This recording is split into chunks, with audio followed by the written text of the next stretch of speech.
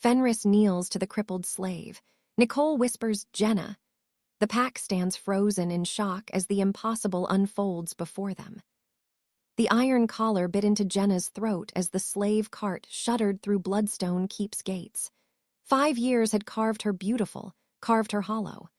Matted hair concealed the face that once smiled from pack banners.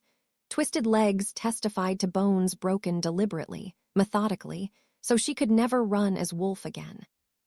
She'd stopped counting days after the first year. Time meant nothing when every dawn brought the same reality: pain, hunger, and the gnawing absence where her wolf used to live. The traders had called her the cripple with casual cruelty, pricing her lower than livestock.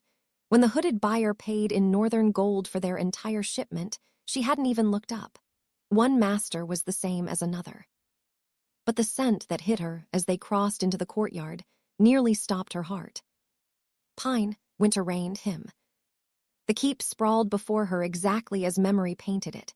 Ancient oaks stretching gnarled limbs toward slate sky, moss-covered stones worn smooth by generations of wolves, the training grounds where she'd learned to fight, the gardens where she'd planned festivals that made the pack feel like family instead of hierarchy. Home. The word tasted like ashes.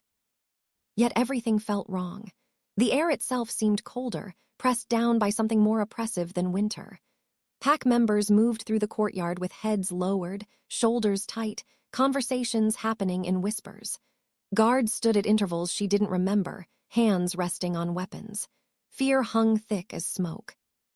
This wasn't the pack she'd loved. This was something broken. The other slaves wept quietly, prayers to the moon goddess trembling from cracked lips. Jenna's mouth stayed closed. The goddess had watched her burn and done nothing. 5 years of silence had taught her that divine mercy was a children's tale, something to comfort the dying. "Line them up," a voice barked, Beta Marcus, older now, harder, a scar bisecting his left eyebrow. He danced at her wedding. Now he looked at the slaves like they were meat. The cart lurched to a halt. Chains rattled as they were herded out like cattle. Jenna's legs buckled immediately, they always did, and she collapsed onto frozen stone. Pain blazed white-hot up her spine. She bit her tongue until blood filled her mouth, refusing to scream. Screaming was weakness. Weakness meant worse punishments. "Useless," one guard muttered, grabbing her arm and hauling her upright. His grip left bruises. She'd learned not to flinch. They were arranged in a ragged line before the keep's main entrance, where wolves in formal leathers assembled in perfect military formation. This was wrong, too. Under her rule, formality had been reserved for ceremonies. Daily life had breathed with laughter, casual warmth. Now everyone stood like soldiers awaiting orders from a general who might execute them for blinking wrong. The massive oak doors opened. Jenna's breath stopped. Alpha King Nicole descended the steps like winter's avatar, all sharp edges and cold fury wrapped in expensive black leather. Silver eyes that once held warmth now reflected nothing, empty as frozen lakes. His jaw could have been carved from granite. 5 years had stripped every softness from him, leaving only the weapon underneath.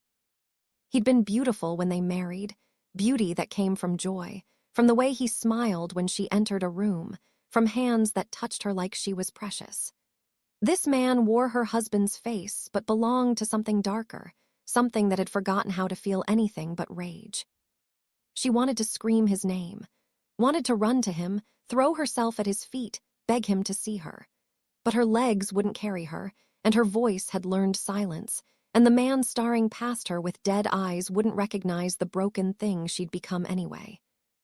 "Status," Nicole said flatly, not even looking at the slaves. Beta Marcus stepped forward with a scroll. 23 new acquisitions, my king. 12 for the kitchens, 6 for stable work, 5 for... I don't care about details. Nicole's voice could have frozen blood. They work or they die. Discipline is your discretion. The old Nicole had insisted on treating servants with dignity, had personally ensured fair wages and safe conditions. This stranger spoke of human lives like they were tools to be discarded. "There's one matter, sire." Marcus hesitated, and Jenna saw fear flicker across his face. "Fenris hasn't fed in 3 days. He's becoming difficult to control. Nicole's expression didn't change. Then feed him. A massive iron cage was wheeled into the courtyard, and Jenna's world tilted sideways. She knew that cage. Had commissioned it years ago when Fenris grew too large for standard enclosures, had insisted on padding the interior so he wouldn't injure himself. Now it was lined with dried blood and deep claw marks, a prison instead of a sanctuary. Inside, something growled, a sound that made the earth tremble and wolves whimper. Fenris, her beautiful monster. The runt she'd found dying in the northern wastes, nursed back to health with her own hands, raised alongside the pack's wolves until he grew into something ancient and terrible and fiercely loyal. He'd been her shadow, her guardian, the creature who'd sleep across the threshold of her chambers and let her weep into his fur when court politics became too heavy. "He can have one of the weak ones," Nicole said, and Jenna heard her own death sentence in those casual words. "The crippled girl, she's useless for labor anyway." Somewhere a guard laughed. The other slaves pressed backward, grateful it wasn't them. Jenna felt nothing. If Fenris didn't recognize her, death would be mercy. If he did, maybe he'd make it quick. The cage door screeched open like a tomb exhaling. 300 pounds of black fur and ancient magic exploded into the courtyard with a roar that shook the keep's foundations. Fenris had grown massive, muscles rippling under midnight fur, scars crisscrossing his body like a road map of violence. His eyes burned amber, not with hunger, but with something deeper, something like madness. They'd made him a monster, a killer, an executioner for a king who'd forgotten mercy. The pack scattered, slaves sobbed, guards raised weapons uselessly. And Fenris locked those burning eyes on Jenna. Recognition hit like lightning. His nostrils flared, drinking in her scent, still there beneath grime and pain and 5 years of hell. Still her. He charged. Claws tore gouges in ancient stone. Chains dragged behind him, screaming metal against rock. His jaws opened wide enough to crush skulls. The world narrowed to that massive form bearing down on her like an avalanche of teeth and fury. Jenna didn't flinch, couldn't run anyway. If this was the end, let it come from someone who'd loved her once. 10 feet away, Fenris stopped. His entire body shuddered violently, muscles convulsing. Then, with a whimper that sounded like a soul breaking, the most feared creature in the northern realms lowered his massive head, tucked his scarred paws beneath him, and pressed his muzzle into the dirt at her broken feet. He wept, great, shuddering sobs that came from something deeper than animal instinct, a grief 5 years buried erupting all at once. The courtyard fell into shocked silence. Jenna's hand moved without permission, fingers threading into fur she'd thought she'd never touch again. Fenris keened, pressing closer, and she felt 5 years of dams breaking inside her chest. "Jenna." The whisper came from behind her, broken, disbelieving, wrecked with the kind of pain that only comes from losing everything. She turned. Nicole stood frozen on the steps, silver eyes wide with impossible hope and terrible recognition. His face had cracked, winter giving way to something raw and bleeding underneath. He saw her now, truly saw her, past the scars and filth and broken body to the woman he'd loved and lost and mourned. "Jenna," he said again, louder, stepping forward like a man approaching a ghost. The world spun. Her legs gave out completely. Fenris caught her before she hit stone, cradling her against his massive chest as everything she'd survived, every torture, every indignity, every moment she'd endured by sheer stubborn will, crashed over her in a wave that drowned thought. The last thing she saw before darkness claimed her was Nicole running toward her, his face finally alive again with something other than rage. Then nothing. Nicole's hands shook as he lifted Jenna's unconscious form, and he hated himself for the trembling. Alpha Kings didn't shake. They commanded, destroyed, ruled with iron certainty.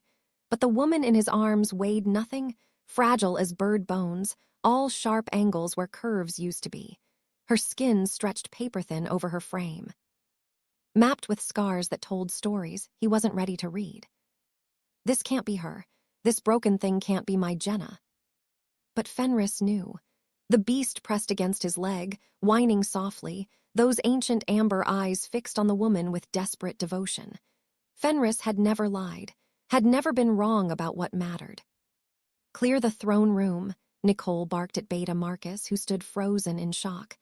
"Send everyone away, post guards at every entrance. No one speaks of this. No one."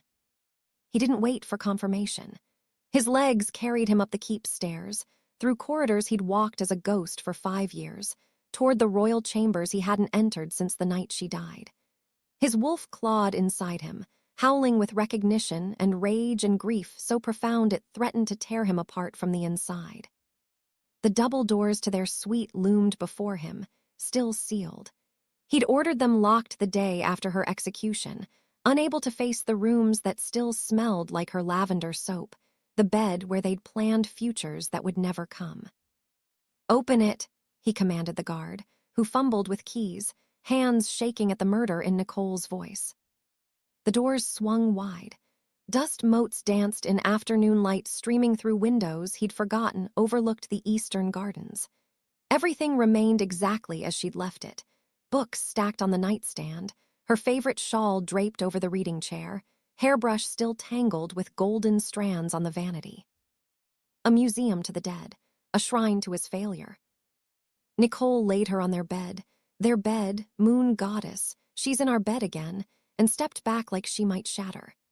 Fenris immediately jumped up, curling his massive body around her protectively, and Nicole didn't have the heart to order him down. For the first time in 5 years, he really looked at her. Scars, so many scars.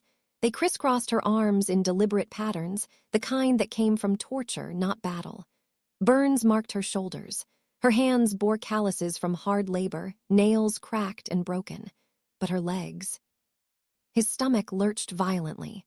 Her legs bent at angles that screamed of bones shattered and healed wrong, deliberately kept from proper treatment. Someone had crippled her, had taken his wife, his queen, who ran through forests like poetry in motion, and broken her so thoroughly she'd never shift again. The wolf inside him roared for blood. 5 years ago, I have to understand, I have to remember. The memory crashed over him like ice water, and he was back in the council chambers, watching his world end. Lady Isolde had presented the evidence with tears streaming down her beautiful face. Documents bearing Jenna's seal, arranging meetings with enemy commanders during the Great Siege. Testimony from border guards who'd seen a woman matching the Queen's description leaving the keep at midnight. A coded letter intercepted by scouts, written in Jenna's handwriting, detailing pack defenses and troop movements. "I don't want to believe it," Isolde had sobbed, playing her part perfectly. "She's my friend, but the evidence..." "It's fake," Nicole had snarled, slamming his fist on the table hard enough to crack stone. "Every piece of this is fabricated lies. My mate would never." "The Alpha King is compromised," Council Elder Thorne had interrupted, his voice cold with certainty. "The mate bond blinds him to treason. We must act for the pack's survival." His mother, Queen Regent Margox, had placed a hand on his shoulder. Her touch felt like chains. "Sometimes love makes us weak, my son. The evidence is overwhelming. For the pack's sake, you must allow justice." He'd fought. Moon Goddess, he'd fought. Challenged the council's authority, threatened to dissolve their positions, roared his mate's innocence until his voice went raw. But pack law was clear. During wartime, a council majority could override even an Alpha King's command if they deemed him unfit. 7 votes to 3, guilty of treason. Sentence, execution by silver blade at dawn. They dragged Jenna from their chambers while she screamed his name, clawed at her guards, begged him to believe her. He tried to reach her, but his own guards restrained him. For the pack's good, they'd said, while his heart tore itself to pieces. The last words she'd spoken to him before they gagged her. "I love you. I've always loved you. Please, Nicole, please." Then silence. He'd been forced to watch from the ramparts as they marched her to the execution grounds at dawn. Forced to witness as Elder Thorne read the charges. Forced to see the silver blade rise and fall. But he hadn't seen her body. The council had cremated her immediately, claiming traitors deserved no burial rites. They'd presented him with an urn of ashes and spoken platitudes about duty and sacrifice. He'd executed Elder Thorne 3 months later, when evidence surfaced that the old wolf had accepted bribes from enemy forces. Killed him with his bare hands in the throne room, painting marble with blood and screaming Jenna's name. 2 other council members followed, one for falsifying records, another for cowardice during battle. He'd become the thing everyone feared, the monster lurking behind an alpha's power. If the pack wanted ruthlessness, he'd give them ruthlessness until they choked on it. But Jenna was still dead, still ash, still gone. Except she wasn't. Nicole's knees hit the floor beside the bed.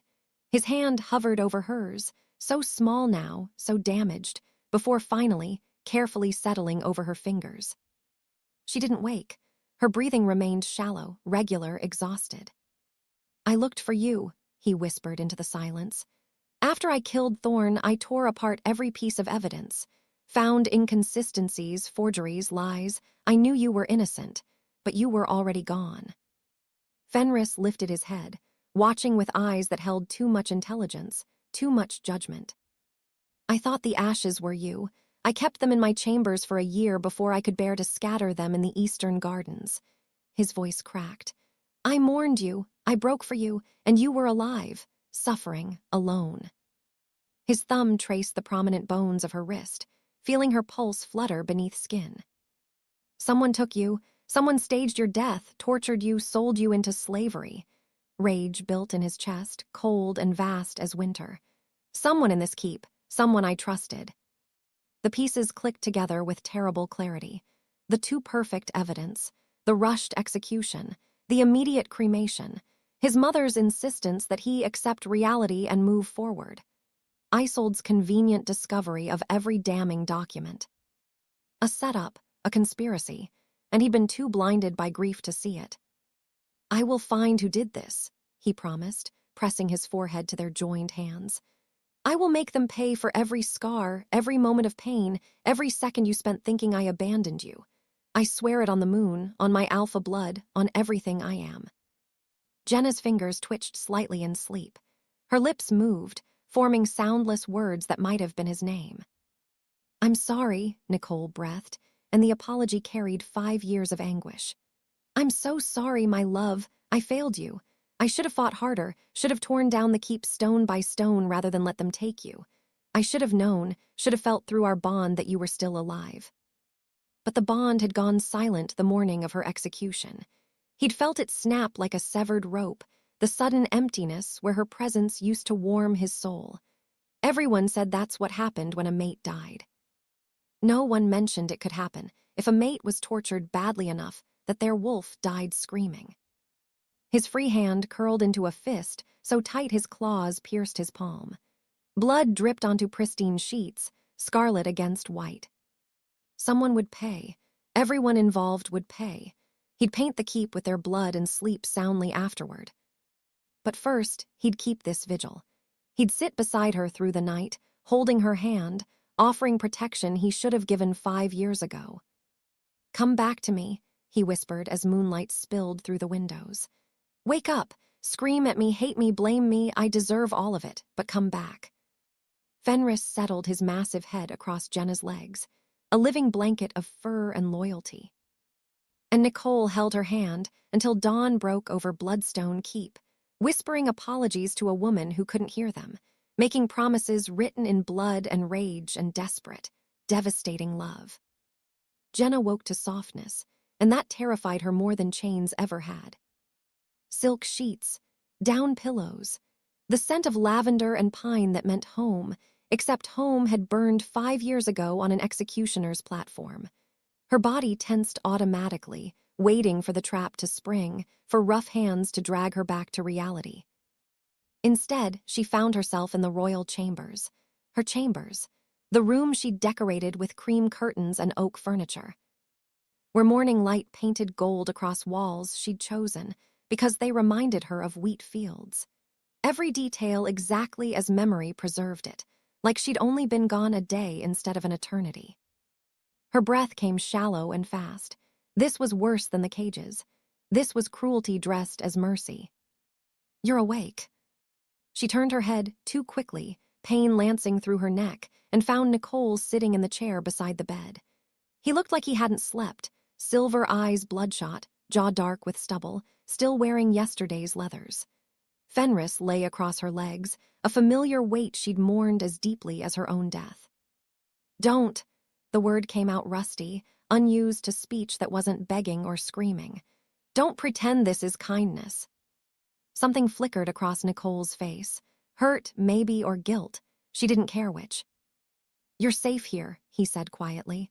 "I swear it, no one will touch you, no one will." Safe, the laugh that tore from her throat tasted like blood and ashes. "I was safe when I was your wife, your queen, standing trial for treason I didn't commit. I was safe when the council dragged me from our bed while you watched. How did that safety work out?" He flinched like she'd struck him. "Good, let him bleed a little." "Jenna, I tried to stop them. I fought the council, challenged their authority." "Not hard enough." She pushed herself upright, ignoring how her ruined legs screamed in protest, ignoring Fenris's worried whine. "You're the Alpha King. You could have torn down the keep stone by stone. Instead, you let them execute me." "I thought they had." His voice cracked. "They showed me ashes, told me you were cremated immediately because traitors don't deserve burial rites. I mourned you. I've been mourning you for 5 years." The raw grief in his words almost made her soften. Almost. Then she remembered the blade falling, the searing pain, waking up in darkness with broken legs and no wolf, being sold to men who used her like livestock. "Where was that grief when I was screaming your name?" she asked, each word a knife. "Where was your mourning when they were breaking my bones to make sure I'd never run again? When they sold me to traitors who—" She stopped, couldn't finish. Some horrors didn't have words. Nicole's hands clenched into fists so tight his claws drew blood. "Tell me their names, everyone who hurt you. I'll kill them all." "You'll kill them." Jenna laughed again, bitter and sharp. "You couldn't even kill the council members who framed me. What makes you think?" "I executed Elder Thorne 3 months after your death," Nicole interrupted, and his voice carried the weight of murder. "Ripped his throat out in the throne room when evidence surfaced that he'd accepted enemy bribes. Counselor Brecht followed. I drowned him in the ceremonial fountain for falsifying records. Elder Sarai died screaming after I discovered she'd lied under oath about witnessing your treason." Jenna stared at him. Seeing the monster he'd become written in the flatness of his tone, the ease with which he discussed brutal executions. "But it was too late," he continued, staring at his blood-stained palms. "You were already gone, already ash. At least I thought you were. So you became a tyrant instead." She'd heard the slaves whispering about the cruel Alpha King, about public executions and iron-fisted rule. "You turned the pack into a prison." "I turned it into what it deserved."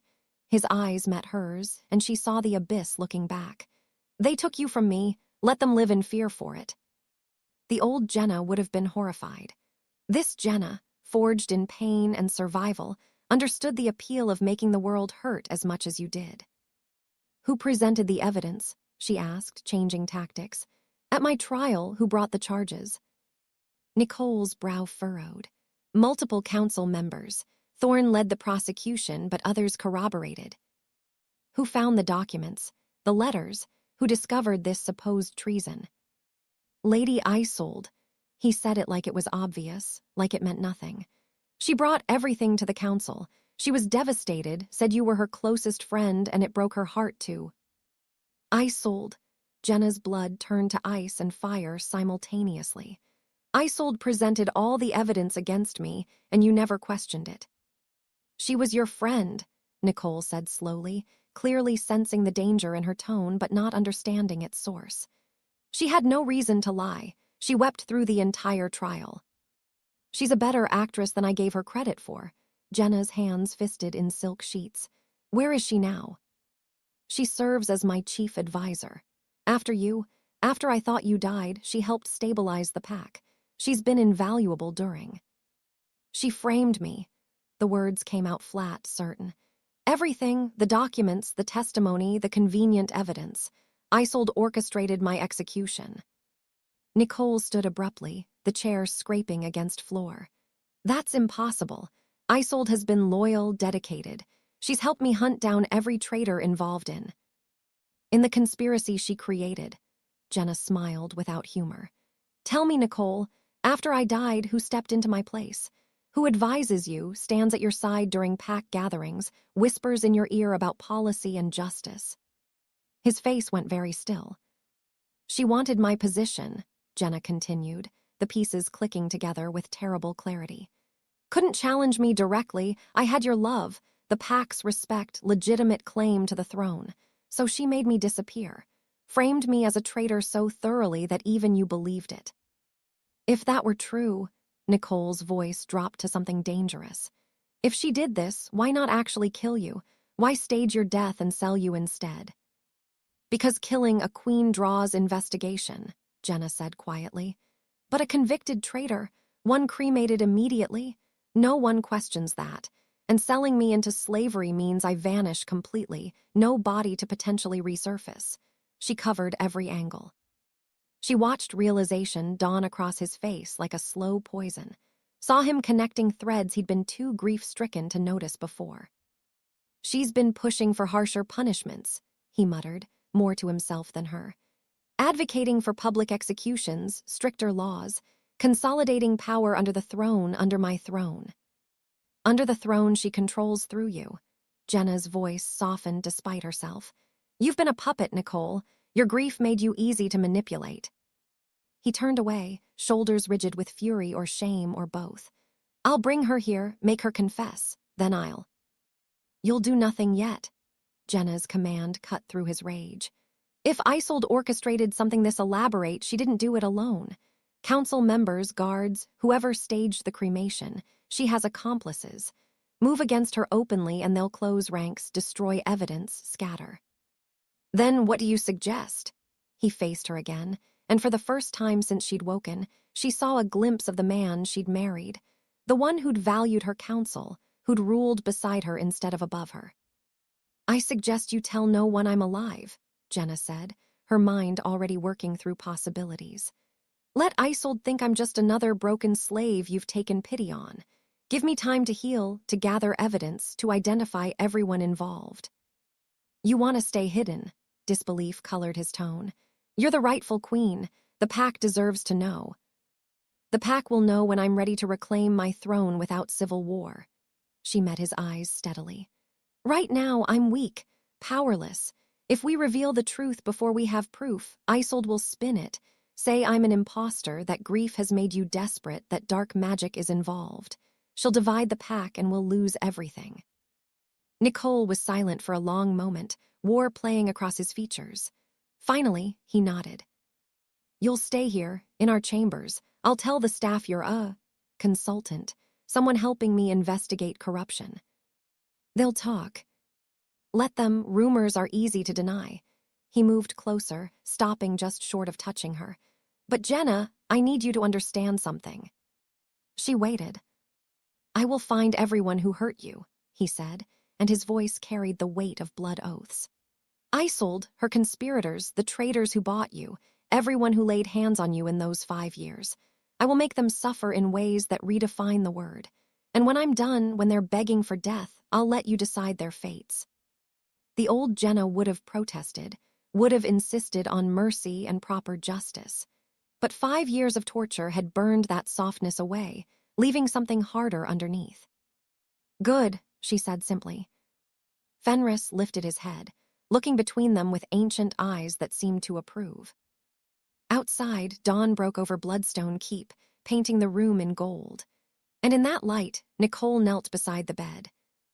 Taking her hand, with a gentleness that contradicted the murder in his eyes. I failed you once, he whispered.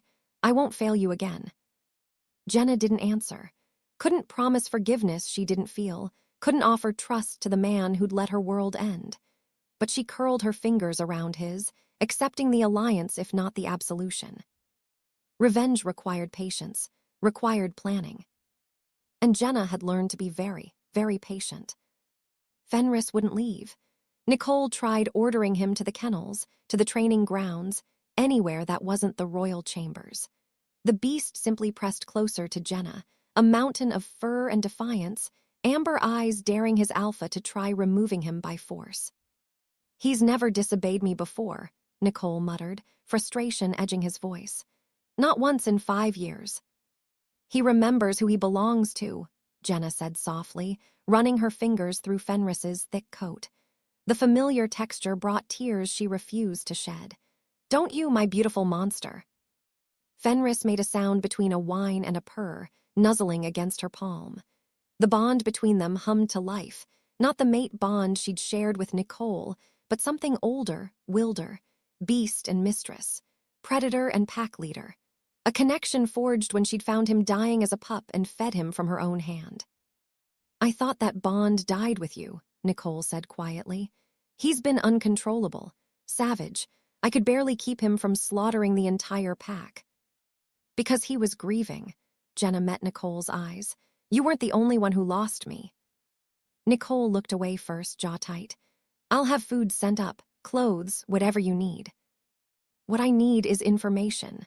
Jenna settled back against the pillows, exhaustion pulling at her bones. "But first, I need rest. Real rest, not the half-sleep of waiting for the next beating." He nodded and moved toward the door, but paused at the threshold. "Jenna, I meant what I said. You're safe here. I'll kill anyone who tries to hurt you." "I know," she said, though the words felt hollow. Safety was an illusion, and trust was a luxury she could no longer afford. When Nicole left, sealing the door behind him, Jenna finally let herself breathe. The room felt too big, too empty despite Fenris's presence. 5 years in cages and chains had taught her to fear open spaces, to anticipate attacks from shadows. Fenris whined again, low and mournful. His massive head rested on her chest, heavy and warm and real.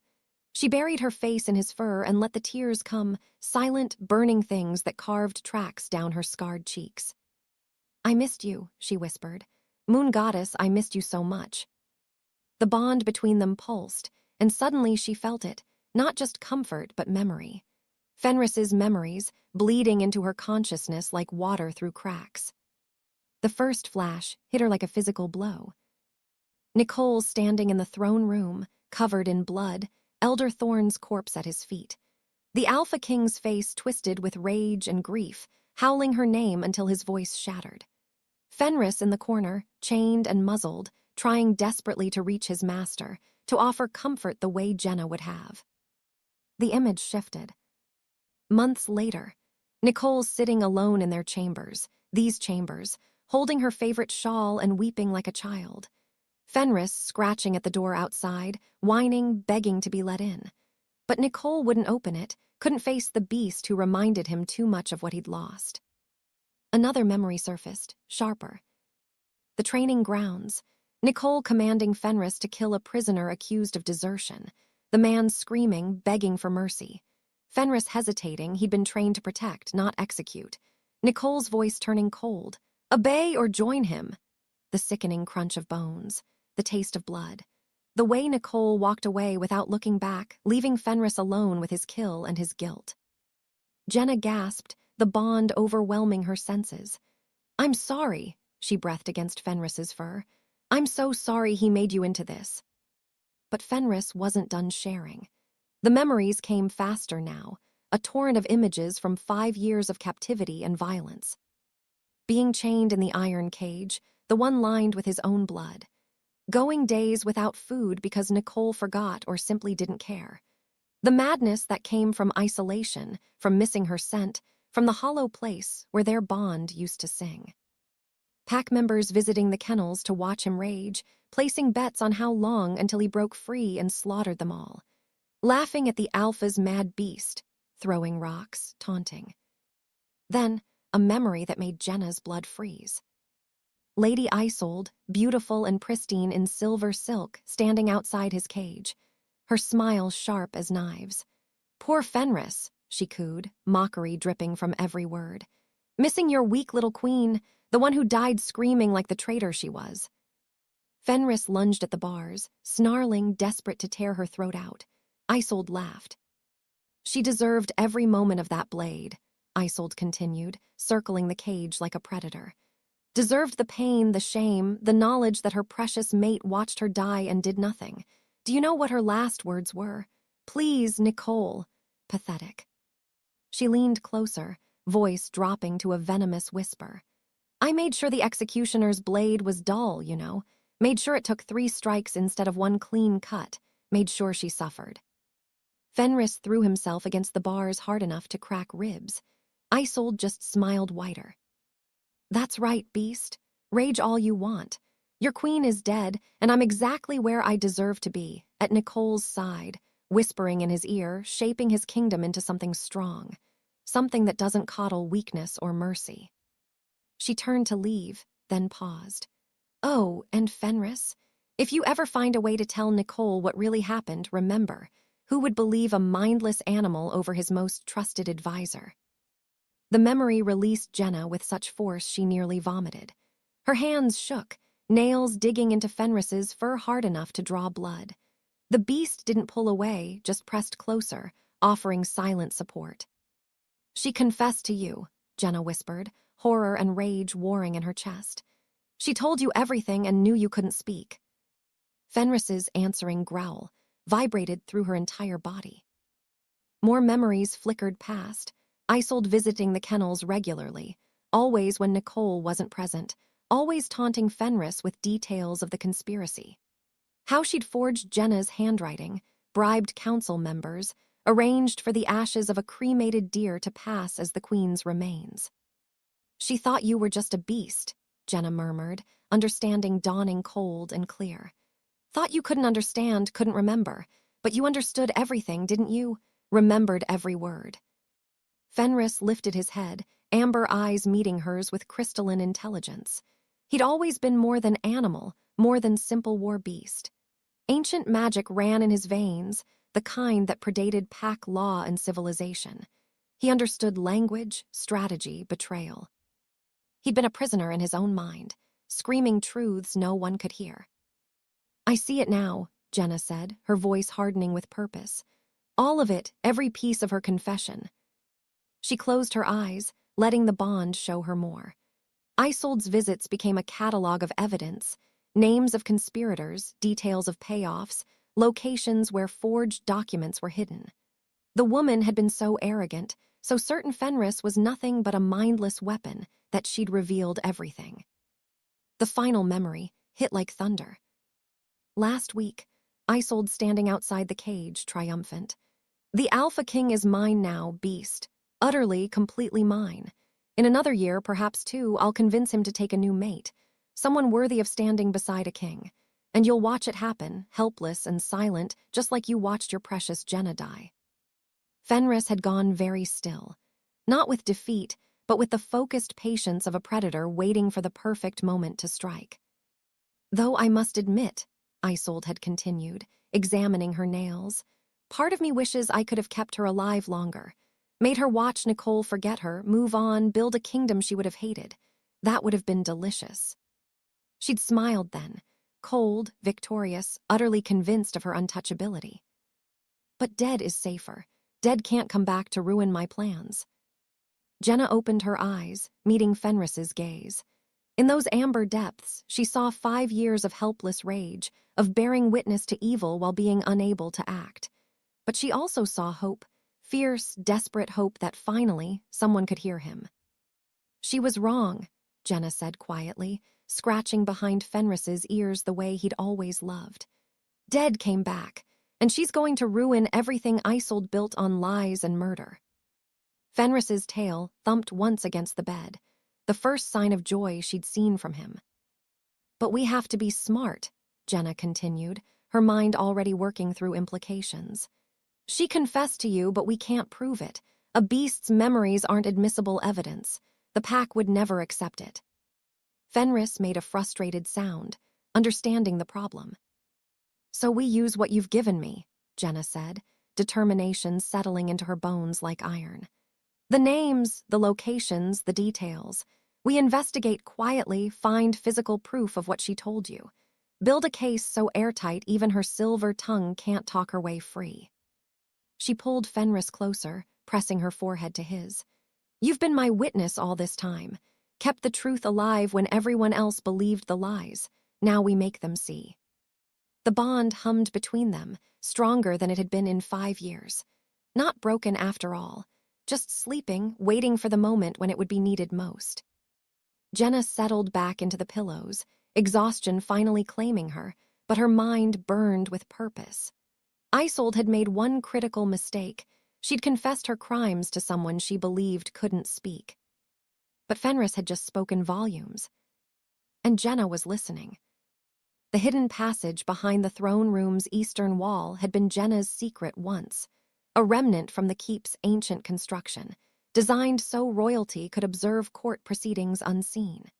She'd used it occasionally during her reign to gauge honest reactions from pack members when they thought she wasn't watching.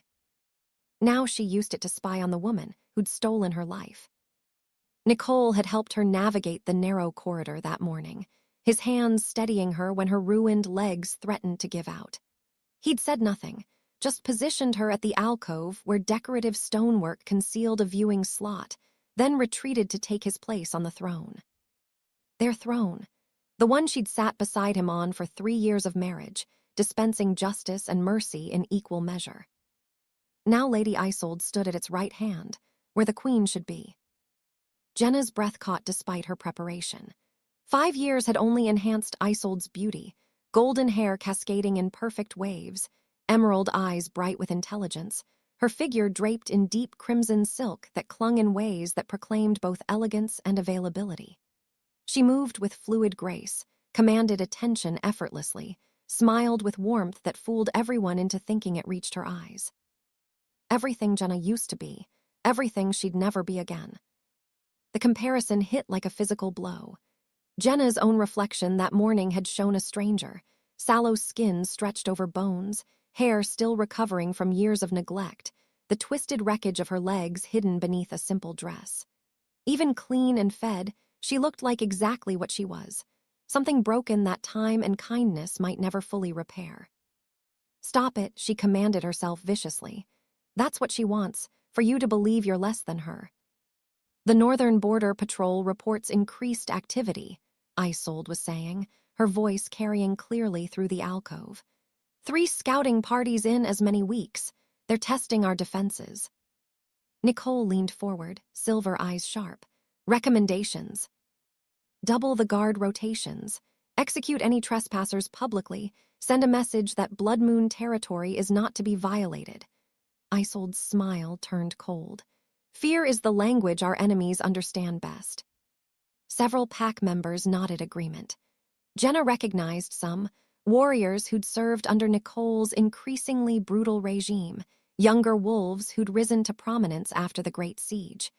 They looked at Isolde with respect bordering on reverence. What of the families near the border? Asked Beta Marcus, one of the few old guard remaining. Increased patrols mean pulling wolves from civilian protection.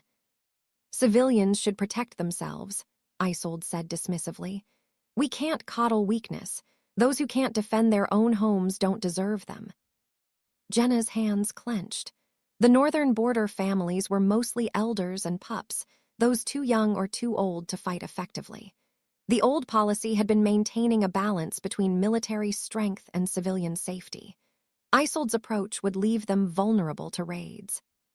The families stay protected, Nicole said, and relief flickered through Jenna until he continued. But reduce their guard by half. Redirect those wolves to active patrols. Not as harsh as Isolde suggested, but still a compromise that would cost lives. The Nicole she'd married would never have accepted that calculation. Wise as always, my king. Isolde's hand brushed Nicole's shoulder, casual, familiar, proprietary. Your strength guides us all. Jealousy stabbed through Jenna's chest, hot and poisonous. She hated herself for it, but watching another woman touch her mate, advise him, stand where she belonged, it carved open wounds she'd thought scarred over. She's manipulating him, using his grief and guilt to reshape the pack into something cruel. But knowing it intellectually and watching it unfold were different agonies. The court session continued. A dispute over hunting territory, Isolde advocated for the stronger wolf regardless of traditional boundaries. A request for clemency for a wolf caught stealing food. Isolde suggested public flogging as deterrent. A proposal to reinstate the autumn festival. Isolde dismissed it as frivolous waste of resources. Each decision moved the pack further from the community Jenna had built, closer to a military dictatorship held together by fear and Nicole's iron fist. And the pack accepted it. Some eagerly, others reluctantly, but none openly challenged Isolde's counsel. Because she was good at this. Brilliant, even. She framed every harsh measure as necessary strength, every cruelty as wisdom. She praised Nicole's leadership while subtly steering every choice. She made them feel powerful, protected, part of something greater than mercy or compassion. She'd built a cult of strength around Nicole's grief, and he couldn't see the cage she'd constructed. "One final matter," Isolde said, her voice taking on a concerned tone. "There are rumors circulating about a woman in the royal chambers. Some say she's a slave the Alpha King has taken special interest in." Jenna's heart stuttered. Nicole's expression remained neutral, but she saw his fingers tighten on the throne's armrest. "The king's private affairs are not subject to court gossip," Beta Marcus interjected. "Of course not," Isolde agreed smoothly. "But perception matters. If the pack believes their alpha is distracted by sentiment, it could undermine the strength we've worked so hard to project." The implication hung heavy. That Nicole caring about anyone, showing any softness, was weakness to be corrected. "The woman is a consultant," Nicole said flatly. "She's helping me investigate corruption within the pack structure. Her presence is temporary and none of your concern." "Corruption?" Isolde's eyes sharpened, but her smile never wavered. "My king, if there are traitors among us, I should be informed. Let me assist in rooting out this threat. When I require your assistance, I'll request it." Nicole's tone carried an edge that made several wolves shift uncomfortably. "This matter is closed." Isolde bowed her head gracefully, accepting the dismissal, but Jenna saw the calculation in her eyes. She knew something was wrong, sensed a threat to her carefully constructed position. The court adjourned shortly after. Pack members filed out, conversations buzzing with speculation about the mysterious consultant and what corruption the Alpha King might be investigating. Isolde remained behind, approaching Nicole with concern etched across her beautiful features. "Forgive me if I overstepped," she said softly. "I only worry for you. Since Jenna's death, you've carried such weight alone. I just want to ensure no one takes advantage of your—" "My what?" Nicole's voice could have frozen blood. "Choose your next words carefully, Isolde." She blinked, perfectly calibrated surprise and hurt. "Your grief, my king, your loss. Anyone could see how much you loved her. I only fear that someone might use that old wound against you." "Jenna's memory is not a wound to be exploited." Nicole stood, towering over Isolde despite her considerable height. "And I am not so easily manipulated as you seem to believe." Something flickered in Isolde's eyes, too fast to identify, but it looked like fear. "Of course not," she murmured. "I meant no offense." "Then take your leave." Isolde departed with her usual grace, but Jenna noticed the tension in her shoulders, the way her smile disappeared the moment she turned away. She knows something's changed, that Nicole's pulling away from her influence. When the throne room emptied, Nicole moved to the hidden alcove, helping Jenna navigate back through the passage. They walked in silence until they reached the royal chambers, where Fenris waited by the door like a massive, furry sentinel. "She's afraid," Jenna said once they were safely inside. "You challenged her in front of the pack. She's wondering what changed." "Let her wonder." Nicole helped Jenna settle onto the sofa, then began packing like a caged wolf. "Watching her stand where you should be, listening to her poison every decision, I wanted to rip her apart with my bare hands." "But you didn't." Jenna studied him carefully. "Because we need proof. Evidence that will convince the entire pack, not just satisfy our need for revenge." He stopped packing, meeting her eyes. "Tell me you have a plan." "The beginning of one." Jenna gestured for him to sit. "Fenris showed me things, confessions Isolde made when she thought only a mindless beast was listening. She mentioned conspirators, hidden documents, payments. We find those, we have our proof. She's not stupid enough to leave evidence lying around. No, but she's arrogant enough to keep it as insurance. Jenna leaned forward despite the pain it caused. Think about it. She orchestrated a complex conspiracy involving multiple pack members. What happens if one of them gets cold feet, threatens to confess? She needs leverage to keep them silent. Nicole's eyes gleamed with understanding. Proof of their involvement. Documents they can't afford to have discovered. Exactly. And if she's keeping evidence against them, she's keeping evidence of her own role somewhere she considers secure. Jenna allowed herself a cold smile. We just need to find where. Her chambers, Nicole said immediately. Personal safe, probably warded. She's paranoid about anyone entering her private space without permission. Then we need someone she trusts to get access. Jenna watched realization dawn across his face. Someone she won't suspect of betrayal. You want me to, Nicole's jaw clenched. Play along. Pretend to rely on her counsel, draw closer instead of pulling away. It will give her confidence, make her feel secure. Jenna hated suggesting it, hated imagining Nicole spending time with the woman who destroyed them both. But emotion couldn't override strategy. The more secure she feels, the more likely she is to make mistakes. Nicole moved to the window, staring out over the keep's grounds. She'll interpret increased attention as romantic interest. She's been angling for that position since your death. The words stabbed, but Jenna kept her voice steady. I know, and you'll let her believe whatever keeps her complacent. Jenna. I'm not asking you to bed her, Jenna said sharply. I'm asking you to pretend you value her counsel more than you do.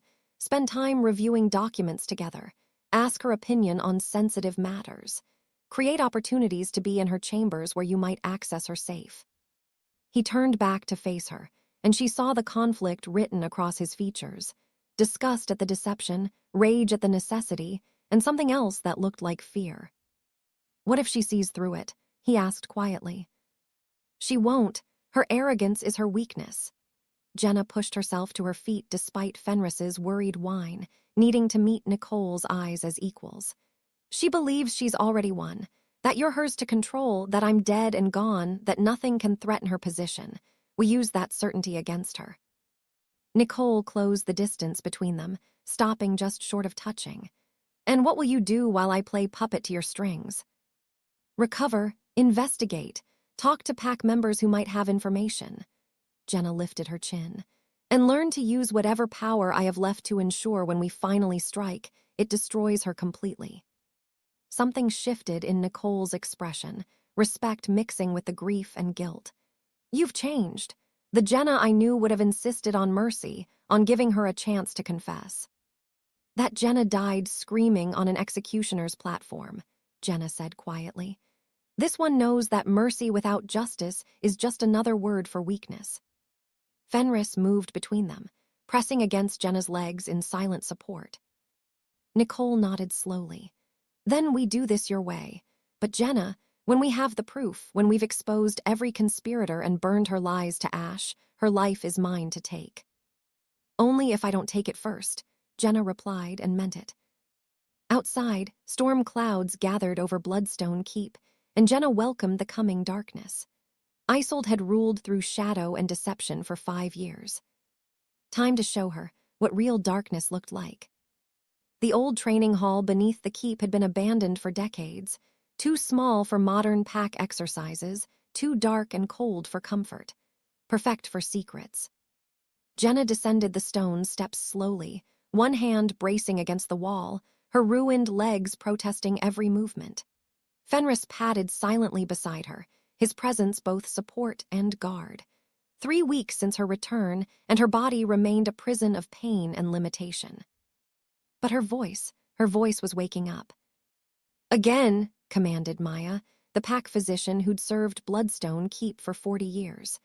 The elderly woman stood in the center of the hall, silver hair braided back, sharp eyes missing nothing.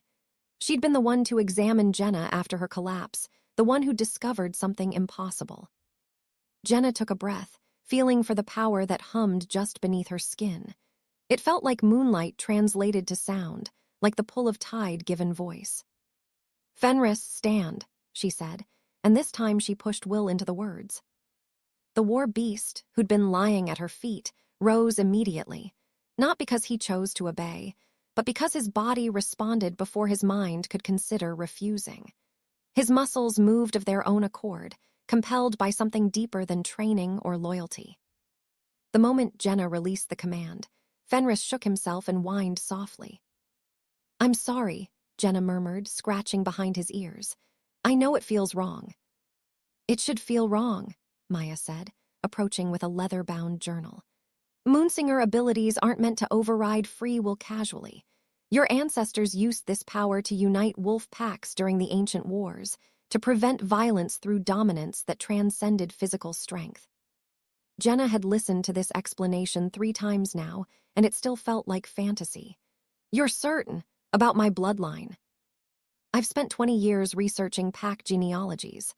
Maya opened the journal to a page covered in intricate family trees. "Your mother's line traces back to Lunara First Voice, the last documented moonsinger. The gift skips generations, sometimes centuries. The trauma you endured, your wolf dying while you survived, it didn't break you. It transformed you. So I lost my ability to shift, but gained the power to control any wolf with my voice." Jenna's laugh tasted bitter. "A trade I never wanted." "Power is rarely convenient," Maya said dryly. "But it is yours. The question is whether you'll use it to reclaim your throne or let fear keep you crippled in more ways than one." The words stung precisely because they were true. Jenna straightened, ignoring the pain that shot through her spine. "What's the next lesson?" "Multiple subjects, conflicting commands." Maya pulled a small bell from her pocket and rang it twice. 3 guards entered. Young wolves Jenna didn't recognize, clearly uncomfortable but obedient to Maya's authority. "These volunteers have agreed to help with your training," Maya explained. "They've been told you're testing a new pack bonding technique. They don't know who you really are." One of the guards, a broad-shouldered male with nervous eyes, cleared his throat. "Ma'am, what exactly do you need us to do?" Jenna studied them, feeling the power coil in her chest like a living thing. "I need you to try to leave this room." The 3 exchanged glances, then moved toward the exit. "Stop," Jenna commanded, pushing Will into the single word. All 3 froze mid-step. Their faces registered confusion, then alarm as they tried to move forward and found their bodies refusing. One guard's leg trembled with effort, muscles straining against invisible bonds. What is this?" the female guard demanded, fear sharpening her voice. "Be calm," Jenna said, gentling the command. "You are safe. No harm will come to you." The panic drained from their faces, replaced by unnatural serenity. They stood still, waiting, their own emotions suppressed by her will. The power of it terrified Jenna. This was control beyond anything she'd imagined, the ability to override instinct, emotion, choice itself. "Release them," Maya instructed. Jenna let the command dissolve. The 3 guards stumbled, gasping like they'd been held underwater. "I'm sorry," Jenna said immediately. "I know that was terrifying," the broad-shouldered guard finished, rubbing his arms. "Respectfully, ma'am, I don't want to do that again." "You won't have to. Thank you for your service." Maya dismissed them with coins for their trouble, and a firm instruction to discuss this with no one. When they'd gone, Jenna sank onto a nearby bench, exhaustion crashing over her. "I felt everything they felt, their fear, their helplessness. It was like drowning them in my will." "That empathy is what separates moonsingers from tyrants," Maya said, settling beside her. "Your ancestors were careful with this gift precisely because they understood its danger. You can command, but you also feel the cost." "Isolde would use this power without hesitation." Jenna stared at her hands. "She'd turn the entire pack into puppets." "Which is why it's fortunate the power manifested in you and not her." Maya closed her journal. "Though I suspect if she learns of this ability, she'll find ways to use it regardless." The thought sent ice through Jenna's veins. "She can't know, not until we're ready." Then you'd better learn control quickly. Maya stood, grimacing as her old knees protested. Practice daily. Start small, calming aggressive wolves, encouraging shy ones to speak. Build your strength gradually. Over the following weeks, Jenna did exactly that. She'd position herself in overlooked corners of the keep, watching pack members go about their duties, then carefully practice her gift. A kitchen worker dropping dishes in panic. Jenna whispered calm across the room, watched the woman's breathing steady, her hands stop shaking. Two guards arguing over patrol assignments, aggression building toward violence. Jenna projected peace between them, saw the fury drain from their eyes. A pup crying for its mother in the nursery. Jenna sang comfort in tones only wolf ears could hear, felt the child's distress ease into sleep. Small interventions, subtle manipulations, learning the precise pressure required to influence without overwhelming. Fenris was her constant companion and practice partner. He endured her commands with patient suffering, then helped her understand the difference between compulsion and cooperation. Through their bond, she felt what it was like to be commanded, the violation of autonomy, the anger at being controlled, but also the strange security of knowing someone else carried the burden of decision. She was practicing a particularly difficult exercise, commanding Fenris to move in specific patterns while maintaining his emotional comfort, when she felt another presence enter the training hall. Nicole stood at the bottom of the stairs, silver eyes wide with something between awe and alarm. "How long have you been watching?" Jenna asked, releasing Fenris from the command pattern. "Long enough to see you make him dance like a puppet." Nicole descended the remaining steps slowly. "What was that?" "Something Isolde would kill for if she knew it existed." Jenna gestured for him to approach. "I'm a moonsinger. Apparently my bloodline carries the ability to command wolves through voice alone." She explained Maya's discoveries, the training, the terrible power that came from losing her wolf. Nicole listened in silence, his expression unreadable. "Show me," he finally said. "Nicole, I need to understand what we're working with, what weapon you've become." His jaw set stubbornly. "Command me." Jenna's stomach twisted. "I won't use this power on you. It's a violation." "It's trust." He moved closer, close enough that she could see the silver flecks in his eyes.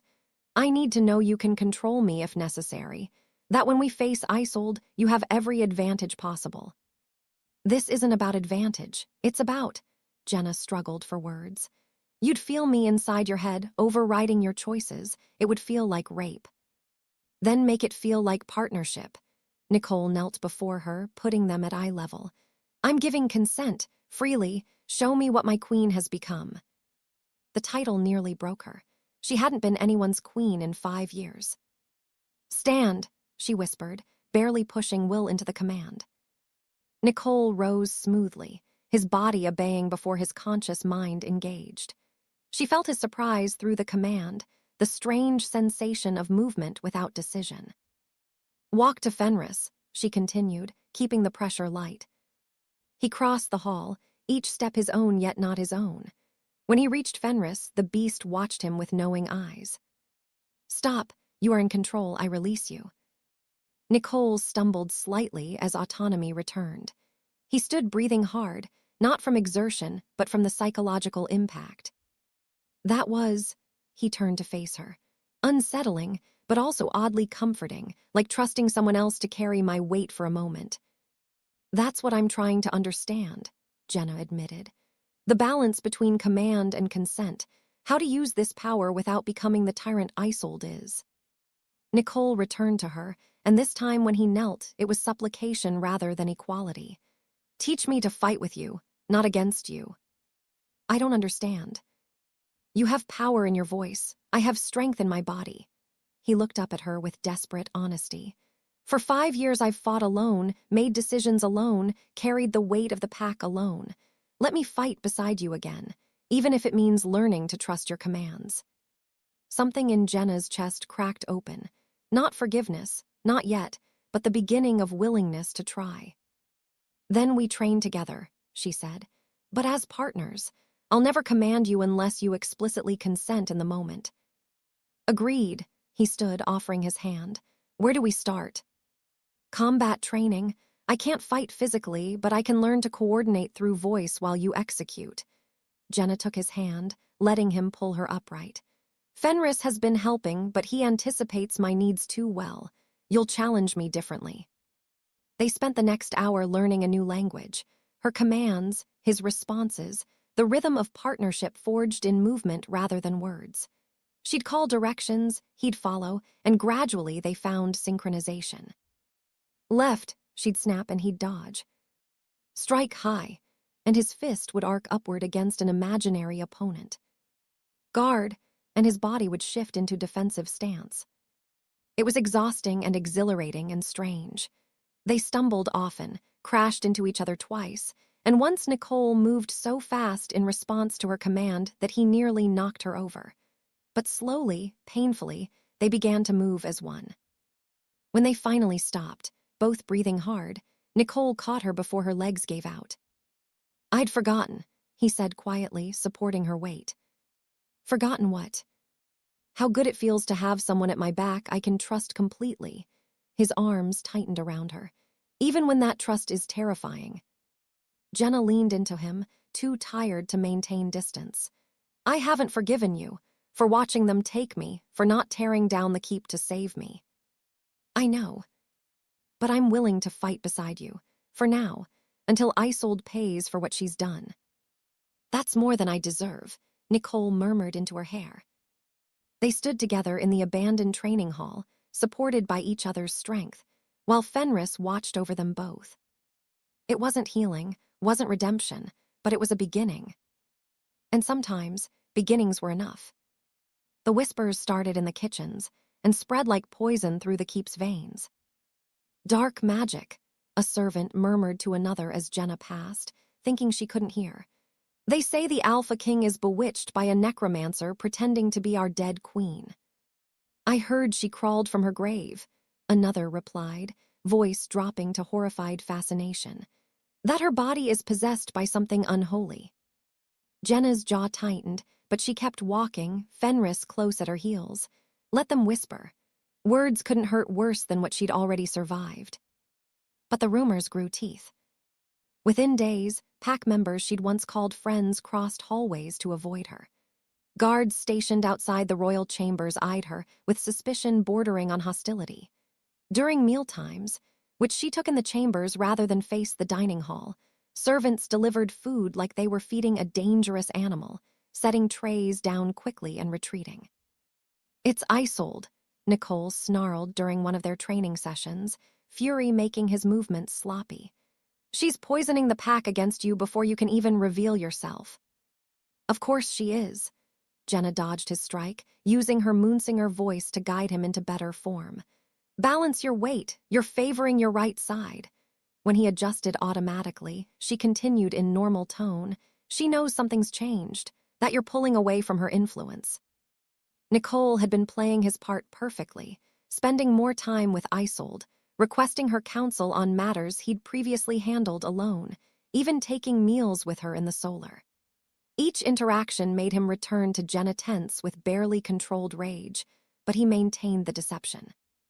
She touches me constantly. He said now, disgust coloring his words.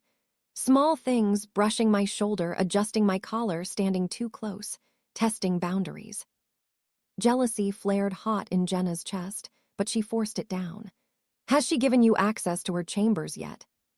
Twice, but she's careful. Never leaves me alone, always has reasons to stay present. He blocked Jenna's directed strike, moving in sync with her commands. Her personal safe is warded with magic I can't break without alerting her. Then we need another approach. Jenna called a halt to their sparring, exhaustion pulling at her bones. 6 weeks of training had strengthened her voice, but her body remained frustratingly weak. Someone she trusts enough to give private access. She trusts no one that much, except, Nicole's expression darkened. My mother, before I exiled her, they were constantly in council together. The former Queen Regent, complicit in Jenna's betrayal, now banished to the northern estates. The thought of asking that woman for help made Jenna's stomach turn. No, she said flatly. We find another way. They didn't get the chance. That evening, while Jenna practiced calming exercises with Fenris, a young messenger appeared at the chamber door. She recognized him, Cale, barely 16, who'd served as a page in her court years ago. "Lady," he said nervously, glancing at the guards outside, "I have something for you, private-like." Jenna gestured him inside, noting how the guard's expressions soured at his obvious familiarity. More evidence of Isolde's poison spreading. Once the door closed, Cale produced a folded parchment from his vest. "I was delivering messages to Lady Isolde's chambers when this fell from her desk. She didn't notice, and I thought, well, I remembered you used to be kind to me. Before, when you were," he caught himself. "Anyway, you should see it." Jenna took the parchment with trembling fingers. "You could be punished for this." "I know, my lady, but something's been wrong in the pack since the Queen died. Maybe this helps fix it."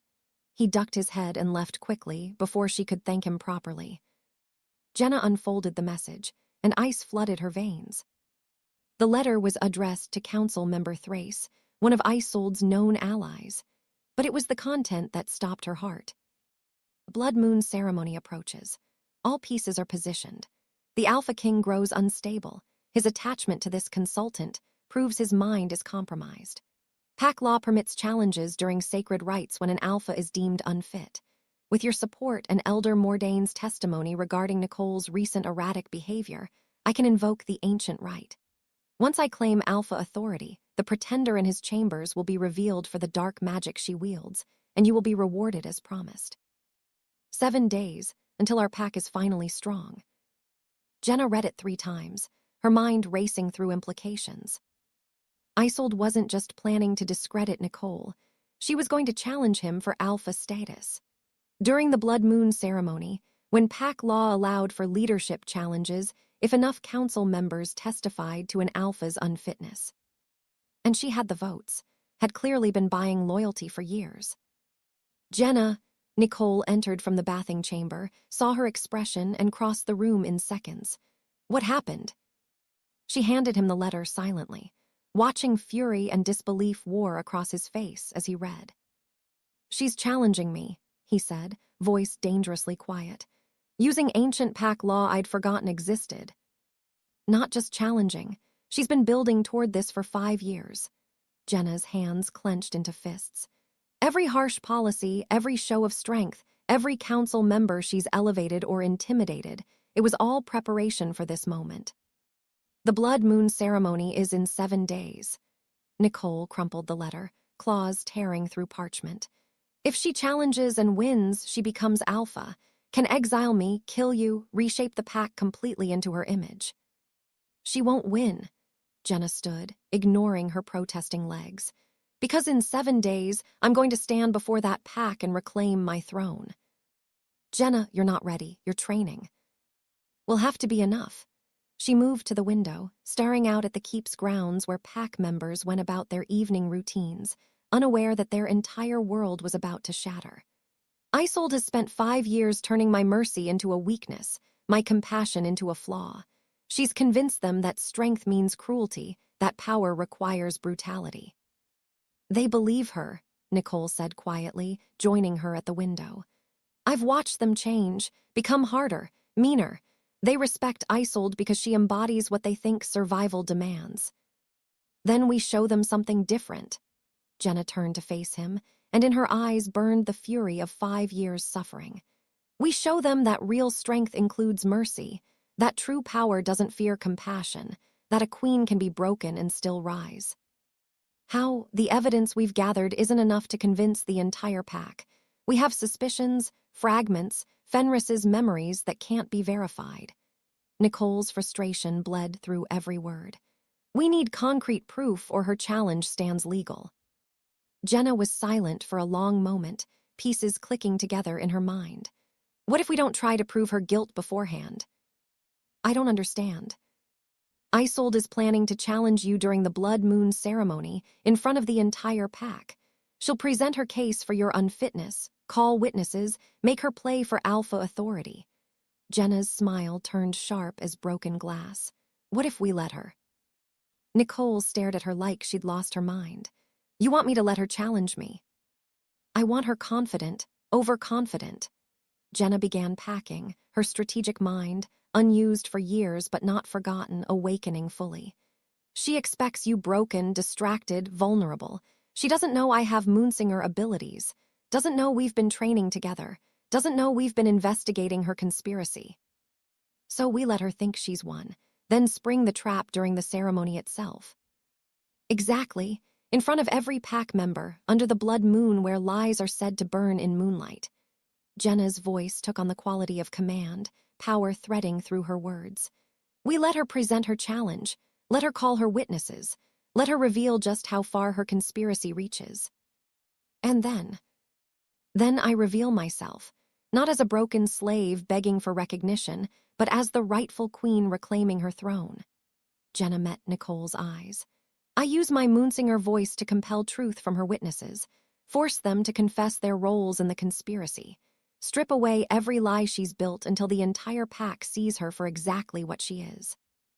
Nicole was quiet, considering. It's dangerous.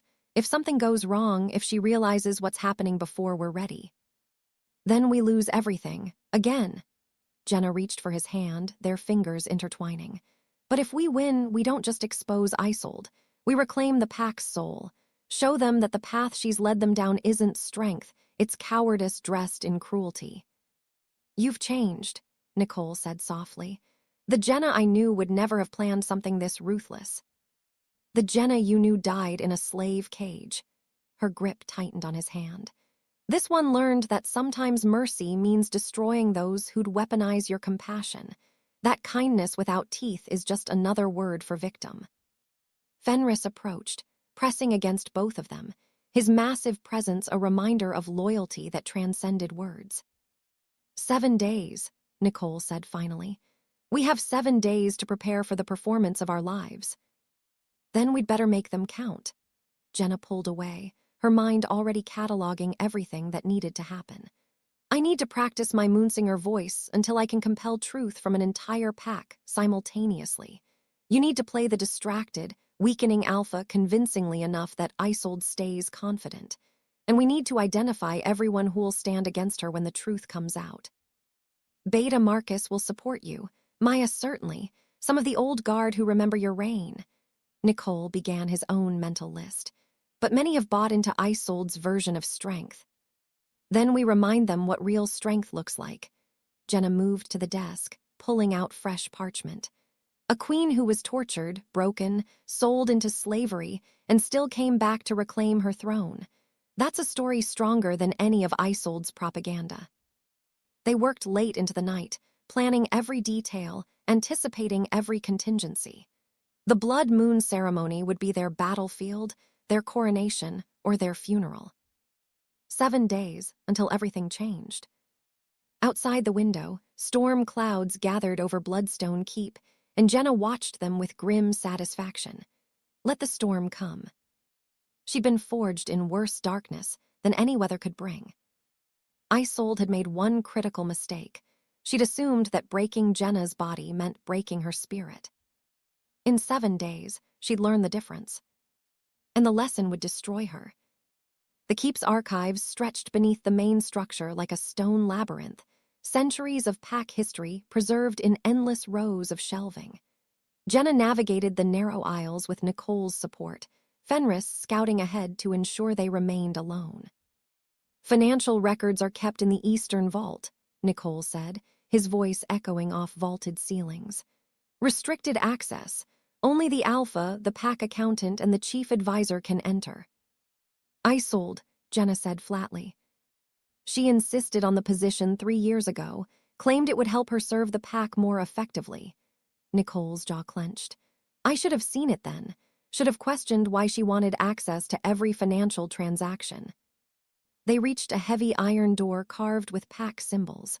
Nicole pressed his palm to the warding stone, and ancient magic recognized his alpha authority. The locks disengaged with satisfying clicks. Inside, the vault was organized with meticulous precision. Ledgers arranged by year, sealed documents filed by category, everything labeled in neat script. The air smelled of old parchment and something else, something metallic that made Jenna's skin crawl. "What are we looking for specifically?" Nicole asked, already pulling ledgers from shelves. "Payments that don't align with official PAC business. Large sums to individuals or groups outside our territory." Jenna settled at the central table, opening the ledger marked 5 years prior, the year of her execution.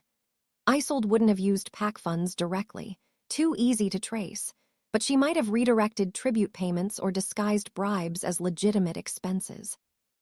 They worked in focused silence, cross-referencing entries, following money trails through layers of bureaucratic obfuscation. Hours passed. Fenris dozed in the corner, one ear always alert. Then Jenna found it. "Nicole," her voice cracked on his name. "Look at this." She pointed to an entry dated 2 weeks before her trial. "Payment to Northern Border Settlement, 5,000 gold crowns, security enhancement." "That's not unusual," Nicole said, leaning over her shoulder. "We paid border settlements regularly for defense improvements. Except this settlement doesn't exist." Jenna pulled out a territorial map, her finger tracing the northern border. "There's no village, no outpost, nothing at these coordinates, just wilderness." Nicole's expression hardened. He grabbed another ledger, flipping to the same time period. "Here, another payment 1 week later. Supply procurement for council chambers, 3,000 crowns. But the actual supply records show only 800 crowns spent." They dove deeper, finding a pattern of false entries, phantom expenses, money disappearing into carefully constructed lies. The amounts were never large enough to trigger immediate suspicion, but accumulated over months, they totaled a staggering sum. "She embezzled almost 30,000 crowns in the 6 months before your trial," Nicole breathed, horror dawning. "Enough to buy an army of conspirators. Or pay slave traders extremely well to ensure discretion," Jenna added quietly. She pulled another document, a sealed envelope marked confidential, council eyes only. The wax seal bore Isolde's personal mark. Inside were financial agreements written in code, but the signatures at the bottom were clear. Payments to 3 council members who'd voted for Jenna's execution, substantial sums transferred to their families' accounts as consultation fees. "She bought their votes," Nicole said, voice hollow. "Thorn, Brecht, Saray, they condemned you to death for gold." "Which is why you killed them when you discovered their corruption," Jenna said. "But you thought they were working alone or with enemy forces. You never suspected they were Isolde's puppets." They continued searching, unearthing more evidence. Forged documents bearing perfect replicas of Jenna's seal. Testimony transcripts with marginal notes in Isolde's handwriting coaching witnesses on what to say. And finally, a ledger entry that made Jenna's blood run cold. Payment to Gregor's Trading Company, 15,000 crowns, special procurement and permanent disposal. "Gregor's Trading Company," Jenna whispered, the name like poison on her tongue. "That's the slave trader who bought me from whoever staged my execution, who broke my legs, who sold me across 3 territories before I ended up back here." Nicole's hands trembled as he held the ledger. "She paid them 15,000 crowns to torture you and make you disappear forever." "Not just disappear, permanent disposal." Jenna's voice shook with rage. "She paid extra to ensure I'd never be found, never resurface, never threaten her plans." Fenris stirred from his corner, sensing the emotional storm building in the vault. "There has to be more," Nicole said, pulling document boxes from higher shelves with barely controlled violence. "Communication records, correspondence. She couldn't have orchestrated this alone without written orders." They found the correspondence box marked personal, chief advisor tucked behind official records. Inside were letters spanning years, and what they revealed shattered what remained of Nicole's world. The first letter was dated 8 months before Jenna's trial, written in elegant script Jenna recognized with sick certainty. "My dearest Isolde, your concerns about the young queen's fitness to lead during wartime are well-founded. Her soft policies endanger our PAC's survival. The council grows restless with her influence over my son. Perhaps it is time we discussed more permanent solutions to ensure Blood Moon's strength. With strategic consideration, Queen Regent Margox. No, Nicole breathed, the word barely audible. No, she wouldn't. But the letters continued, a years-long conspiracy unfolding in careful ink. Margox and Isolde planning Jenna's downfall, discussing which council members could be bribed or threatened, debating the best timing for the exposure of Jenna's treason. One letter, dated 1 week before the trial, was particularly damning. The documents are masterfully forged. Even I cannot distinguish them from Jenna's actual hand. The witnesses are prepared, the council votes secured. Nicole will resist, of course. The mate bond blinds him, but pack law will force his compliance. Once she is gone, you will guide him through his grief and mold him into the strong leader he should have been without her weakening influence. Together, we will make Blood Moon great again. Jenna watched Nicole read each letter, saw something fundamental break in his eyes. His mother, the woman who'd raised him, taught him pack law, stood beside him through his father's death, had orchestrated his mate's execution. She called you weak, Nicole said hollowly, still holding the letters. Said you were endangering the pack, that your compassion was a liability we couldn't afford during wartime. She saw me as a threat to her vision of strength, Jenna replied, her own voice distant with shock. And Isolde was the perfect ally, ambitious, ruthless, willing to do whatever necessary to achieve power. The final letter in the stack was dated 6 months after Jenna's death. My dear Isolde. Nicole grieves still, but his pain has made him the leader he needed to be, strong, decisive, feared. You have done well guiding his transformation. Continue your work. In time, he will forget the weak queen and see you as the partner worthy of standing at an alpha's side. When that day comes, Blood Moon will finally achieve the greatness it deserves. Your proud co-conspirator, Margox. Nicole set the letters down with exaggerated care, like they might explode. My mother helped murder you, plotted your execution, celebrated your death. Nicole. She stood beside me at your funeral, held my hand while I wept, told me it was the moon goddess's will. His voice cracked. And the entire time, she knew you were alive and suffering because she'd arranged it. Jenna reached for him, but he pulled away, packing the vault like a caged wolf. I exiled her for corruption, he continued, laughing bitterly. Found evidence she'd embezzled funds and sent her away in disgrace. But I actually thought that was the extent of her crimes, that she'd just gotten greedy in her old age. You couldn't have known. I should have, the roar echoed off stone walls, making Fenris leap to his feet in alarm. She was my mother. I should have seen the poison in her heart, should have questioned her sudden support of Isolde's harsh policies, should have wondered why she pushed me to forget you so quickly. He turned to Jenna, and she saw murder in his silver eyes. She's in the northern estates, comfortable exile with servants and income. Living peacefully while you suffered in chains. What will you do? Jenna asked, though she already knew. Nicole moved to the vault door, his entire body radiating lethal intent. I'm going to the northern estates, tonight, and I'm going to make her confess every detail of what she did to you before I banish her from pack lands forever. Nicole, wait. But he was already gone, moving with alpha speed through the archives. Jenna tried to follow, but her ruined legs couldn't match his pace. By the time she reached the main hall, Nicole had already shifted to wolf form and was racing toward the stables. Let him go, Maya said, appearing from a side corridor. This is something he needs to do alone. She's his mother, Jenna protested, who helped torture and enslave his mate. Maya's expression was grim. Some betrayals can't be forgiven, shouldn't be forgiven. They returned to the royal chambers to wait.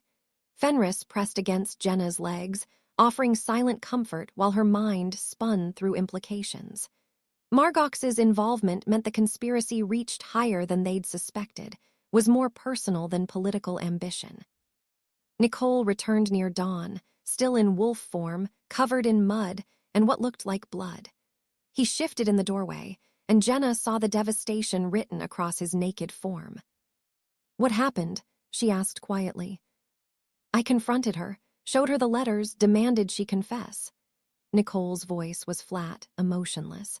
She showed no remorse, said everything she did was necessary, that you were making me weak, that the pack needed strength, that sacrificing one soft queen was a small price for survival. He crossed to the wash basin, scrubbing blood from his hands. Whether his or his mother's, Jenna couldn't tell. I told her she had 1 hour to gather what she could carry. Then I personally escorted her to the pack border and exiled her permanently. She is forbidden from ever setting foot in Blood Moon territory again. If she returns, she will be killed on sight. Nicole, I'm sorry. Don't. He turned to face her, eyes red-rimmed but dry. Don't apologize for her crimes. Don't offer comfort for a loss I don't regret. She stopped being my mother the moment she conspired to destroy you. Jenna approached slowly, carefully, and this time when she reached for him, he didn't pull away. She wrapped her arms around him, feeling him shake with suppressed emotion. We have the evidence now, she said softly. Financial records, correspondence, proof of the entire conspiracy. In 5 days, we expose it all. And Isolde pays for what she did, Nicole added, his voice hardening. What they both did. Yes, Jenna agreed. She pays with everything. Outside, dawn broke over Bloodstone Keep, painting the sky in shades of blood and gold. 5 days until the Blood Moon ceremony. 5 days until judgment. And in the vault below, damning evidence waited to burn Isolde's carefully constructed world to ash. The blood moon rose like a wound in the sky, casting crimson light across the ceremonial grounds where 500 wolves gathered in tense silence. Jenna watched from the keep's highest tower, her hands trembling against the cold stone ledge. It's time, Nicole said behind her, his formal leathers creaking as he moved. Are you ready? No, Jenna admitted, but I'm doing it anyway. She'd spent 5 days practicing until her voice went raw, until she could project her Moonsinger power across vast distances without losing control. Maya had pushed her relentlessly, and now Jenna could command a crowd as easily as a single wolf, in theory. She'd never attempted anything on this scale. Remember the plan, Nicole said, helping her into the cloak that would conceal her identity until the right moment. I go down first. Isolde challenges. Let her present her full case before you reveal yourself. And if something goes wrong? Then we improvise. He pressed a kiss to her forehead, brief and fierce. But nothing will go wrong. We have the truth. That has to be enough. They descended through the keep's corridors, Fenris padding silently behind them. Guards stationed throughout cast suspicious glances at the cloaked figure Nicole escorted, but none dared question their alpha directly.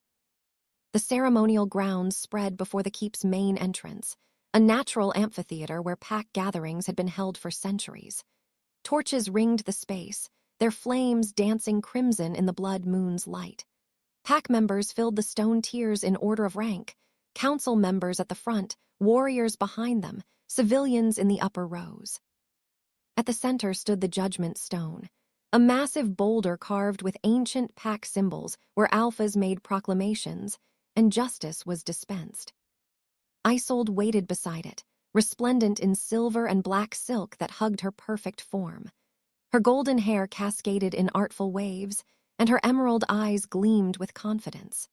She'd positioned her supporters strategically, council members who owed her favors, warriors she'd promoted, wolves who'd thrived under the harsh regime she'd cultivated. Nicole left Jenna in the shadows at the amphitheater's edge and strode to the Judgment Stone. The crowd fell silent. Blood Moon Pack, Nicole's voice carried with alpha authority. We gather under the crimson moon to renew our oaths and reaffirm our bonds. Let any who have grievances speak now, as is your right under ancient law. Isolde stepped forward, her movement graceful and calculated. Alpha King Nicole, I speak not with grievance but with grave concern for our pack's survival. Murmurs rippled through the crowd. This was it, the challenge beginning. In the 5 years since our beloved Queen Jenna's tragic death, Isolde continued, her voice carrying false sorrow, you have led us with strength through difficult times. But recently, something has changed. You have become distracted, unstable, compromised by the influence of a mysterious woman you keep hidden in the royal chambers. More murmurs, louder now. Nicole's expression remained neutral, playing his part. I have served as your advisor faithfully, Isolde said, turning to address the pack directly. I have watched you grow erratic, making decisions that endanger our security. You reject counsel from your most loyal supporters. You train in secret. You isolate yourself with this unknown woman who some claim wields dark magic.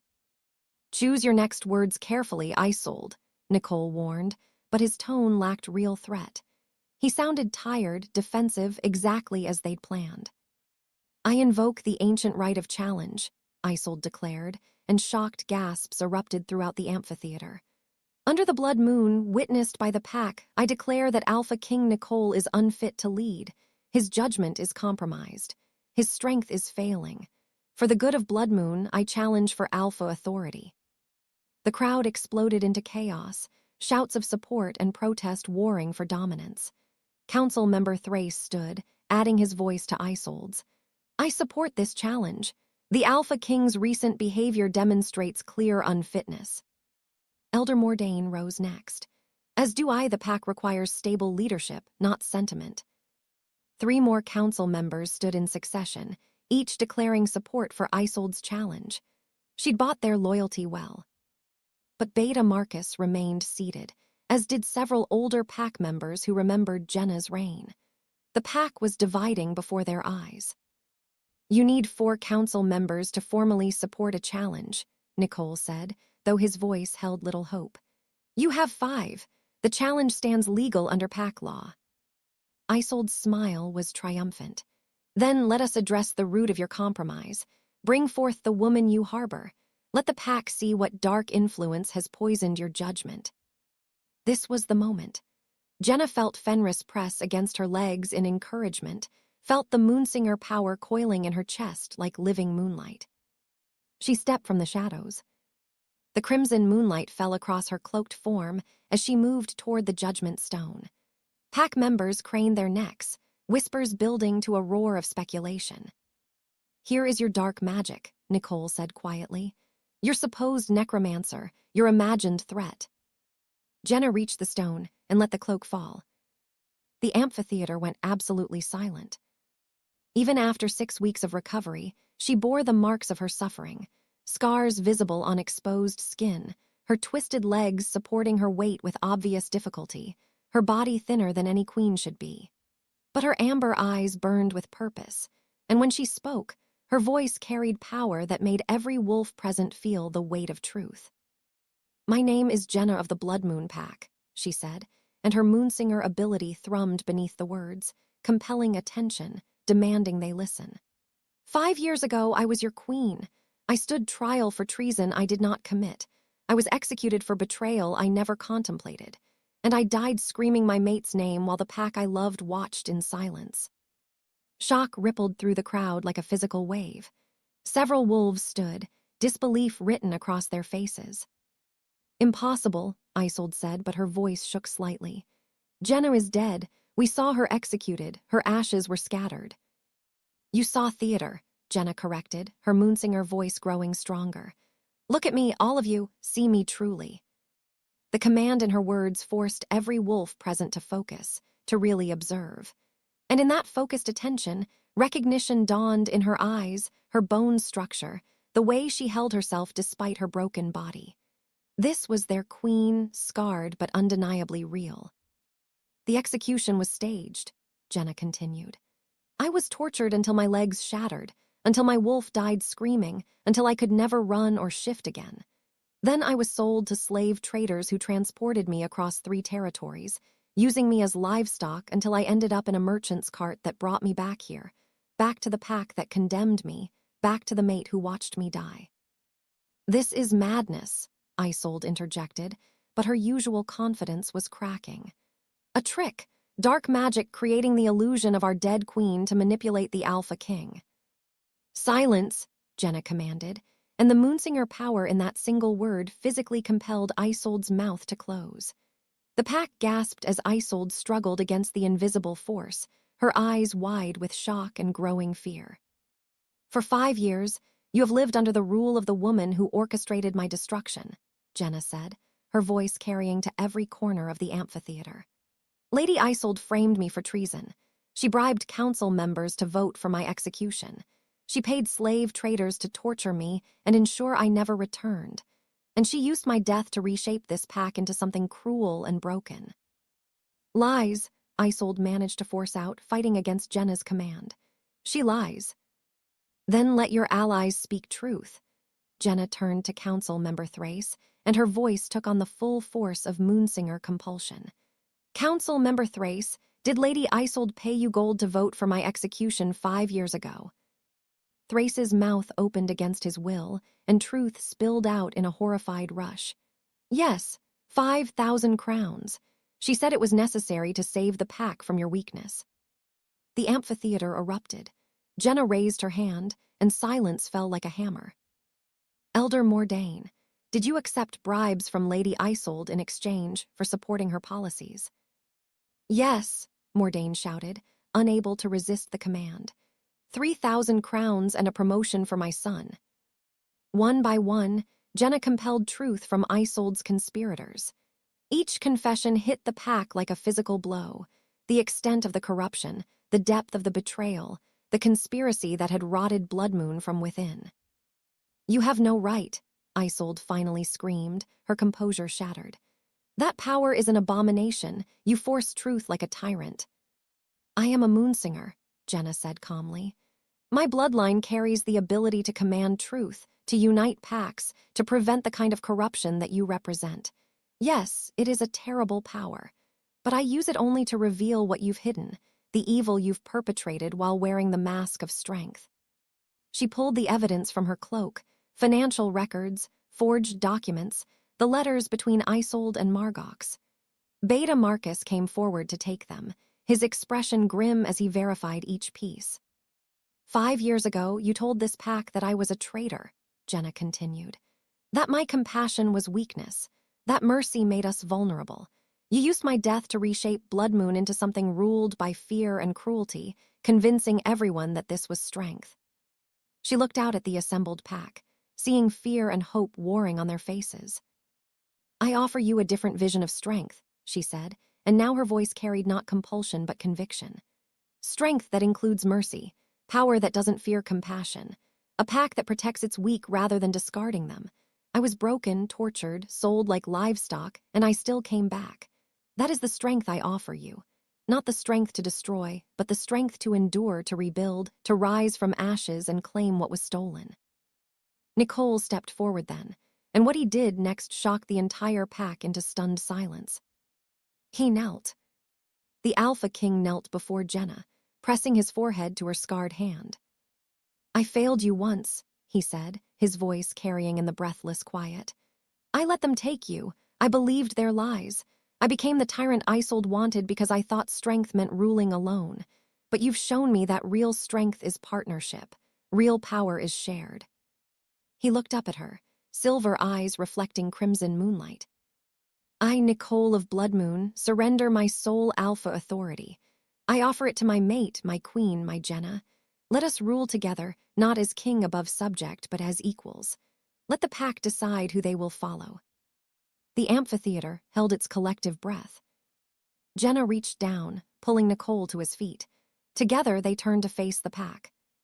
You have a choice, Jenna said. Follow the path Isolde created, strength through cruelty, power through fear, survival at the cost of your souls, or follow a different way. Choose unity over division. Choose justice over vengeance. Choose leaders who will serve you rather than rule you through terror. For a long moment, nothing moved. Then Beta Marcus stood, his voice ringing clear. I choose Queen Jenna. I choose the true strength she offers. Maya rose next, as do I. One by one, wolves stood, slowly at first, then in a rush as the tide turned. Warriors who remembered Jenna's reign. Civilians who'd suffered under harsh policies. Even some of Isolde's former supporters, seeing the evidence of her betrayal, chose truth over loyalty. Within minutes, 4/5 of the pack stood in support. Isolde looked around wildly, seeing her carefully constructed world crumbling. No, No, this is wrong. She's compelling you with her dark magic. Can't you see? Enough, Jenna commanded, and Isolde fell silent. You used my compassion as a weapon against me, turned my mercy into a flaw, convinced this pack that kindness was weakness. But you made one mistake, Isolde. She moved closer, Fenris flanking her, Nicole at her side. You forgot that the strongest trees are those that bend in storms. That power without wisdom is just another word for tyranny. That true strength isn't about who you can break. It's about what you can endure and still remain yourself. Jenna turned to the pack, her voice carrying final judgment. Lady Isolde, I strip you of name, rank, and pack. You are exiled from Blood Moon territory. If you return, you will be executed. Take only what you carry. You have until dawn. You can't do this, Isolde whispered, all her beauty twisted with rage and desperation. I made this pack strong. I made Nicole into a proper alpha. I saved us from your weakness. You made us into monsters, Nicole said quietly, and called it salvation. Guards moved forward to escort Isolde away. She fought them, screaming threats and promises of return, but her power was broken. The pack had made their choice. When she was gone, Jenna turned to face her people. Her people, finally, and smiled despite the tears streaming down her face. Blood Moon Pack, she said, her voice carrying hope and determination. We have much to heal, much to rebuild, but we will do it together as we should have all along. Nicole took her hand, and together they stood beneath the blood moon, queen and king, equals in power and purpose. The pack held its approval, the sound echoing across the territory like a promise of better days. Jenna closed her eyes and let the sound wash over her. She'd been broken, but she'd risen. Been murdered, but she'd returned. Been silenced, but she'd found her voice. And that voice would reshape Blood Moon into something worthy of its name. The guards had barely begun escorting Isolde toward the keep's gates when she moved. Her hand flashed to a concealed blade at her thigh, silver, Jenna realized with sick clarity, the kind that could kill even an alpha with a single strike. Isolde twisted free from her escort with unexpected strength, years of secret combat training revealing itself as she spun toward Jenna with murder blazing in her emerald eyes. If I can't have this pack, neither will you, she screamed, the blade arcing toward Jenna's heart. Jenna couldn't move fast enough. Her ruined legs locked, and time seemed to slow as death approached on a silver edge. Then 300 pounds of black fury intercepted. Fenris hit Isolde like an avalanche, his massive jaws closing around her wrist with enough force to shatter bone. The blade clattered across stone as Isolde shrieked in pain and rage. The war beast drove her to the ground, pinning her with one massive paw across her chest, his fangs inches from her throat. The amphitheater erupted in chaos, wolves surging forward, guards drawing weapons, Nicole moving to Jenna's side with lethal speed. But Jenna raised her hand, and her Moonsinger voice cut through the pandemonium. Stop, everyone be still. Silence fell like a blade. Even Fenris froze, though he kept Isolde pinned beneath him, a low growl rumbling from his chest. Jenna approached slowly, each step an act of will against pain and shock. She looked down at the woman who'd destroyed her life, who'd tortured her, who'd just tried to murder her in front of the entire pack. Isolde glared up with pure hatred. You should have stayed dead. Everything I did for this pack's strength. You're too weak to lead, too soft. They'll destroy you within a year. Perhaps, Jenna said quietly, or perhaps they'll flourish under leadership that values them as more than weapons. She turned to address the pack. Isolde of the former Blood Moon tried to assassinate your queen. Under pack law, the punishment is death by silver blade. Does anyone contest this judgment? Silence. Even Isolde's former supporters stood mute, unwilling to defend an attempted regicide. However, Jenna continued, and saw confusion ripple through the crowd, I am not the queen who rules through fear and execution. Isolde, you tried to kill me because you believed showing mercy was weakness. So let me show you what real strength looks like. She nodded to Fenris, who stepped back, releasing Isolde but remaining close enough to strike if needed. I choose exile over execution, Jenna declared. Not because you deserve mercy, but because this pack deserves to see that justice and compassion can coexist. You will leave Blood Moon territory with nothing but the clothes you wear. You will never return. And you will spend the rest of your life knowing that the weak queen you tried to destroy was strong enough to spare you despite every reason not to. Isold's face twisted with rage and humiliation. I don't want your pity. Good, Jenna said coldly. Because I'm not offering pity, I'm offering a lesson. Everywhere you go, people will know you tried to murder a crippled queen and failed. They'll know you were spared by the very compassion you despised. Live with that shame, Isold. Let it haunt you. Guards hauled Isold to her feet, and this time she didn't resist. As they led her toward the gates, she looked back once, her expression promising vengeance. But the threat rang hollow. She was broken, defeated, stripped of everything she'd schemed for. When the gates closed behind her, the pack released a collective breath. Blood Moon Pack, Nicole's voice rang out, strong and certain. I present to you Queen Jenna and myself as your co-rulers. We will lead together as equals, balancing strength with wisdom. Does the pack accept this leadership? The howl that erupted was deafening, hundreds of wolves giving voice to acceptance, relief, and hope. The sound rolled across the territory like thunder, and Jenna felt something in her chest that had been frozen for 5 years finally begin to thaw. When the howling subsided, Jenna turned to Fenris, who stood watching her with those ancient amber eyes. Through their bond, she felt something she'd never sensed before, not just animal devotion, but a consciousness trapped, a plea for freedom. You've been trying to tell me something, she said quietly, approaching the war beast. Haven't you? All this time you've been more than animal, more than creature, you've been someone. Fenris whined, pressing his massive head against her hand.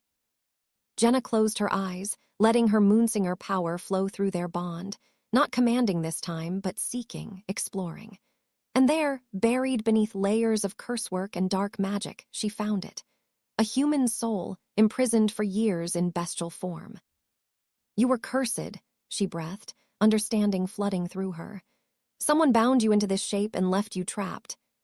She felt Nicole's presence beside her, felt the pack watching with confusion and curiosity. But Jenna focused entirely on the magic imprisoning Fenris, on the curse that had stolen his humanity. Her Moonsinger power had grown strong through suffering and training. Now she would test its true limits. I see you, she commanded, her voice resonating with power that made the air shimmer. I name you, I know you, and I free you from the bonds that hold you false. Let the curse break. Let the man return. Let truth be restored. Power surged through her in a wave that drove her to her knees. Nicole caught her, but she didn't stop, pouring everything she had into breaking the curse. Fenris threw his head back and screamed, a sound that was part wolf, part human, part pure agony. Then light exploded from his form, blinding and beautiful, and when it faded, a man knelt where the war beast had been. He was perhaps 30 years old, with dark hair that fell to his shoulders, amber eyes that still held wolfish gold, and a body covered in the same scars Fenris had borne. He was naked, shaking, gasping for breath like someone who'd been drowning for years. His voice came out rusty, unused. I'm human, moon goddess, I'm human again. Who are you? Nicole demanded, positioning himself protectively in front of Jenna. The man looked up, tears streaming down his face. Prince Aldrich of the Shadowfang Pack. I was cursed 7 years ago by a dark mage when I tried to negotiate peace between our territories. They trapped me in beast form and left me to die in the northern wastes. His eyes found Jenna's. Until a young queen found me and saved my life. Recognition hit Jenna like lightning. The dying pup I found, that was you. You fed me from your own hand, brought me to your keep, raised me with love when I was trapped in a form that couldn't explain what had happened. Aldrich's voice broke. I've been trying to protect you ever since, to repay the kindness you showed when I was helpless.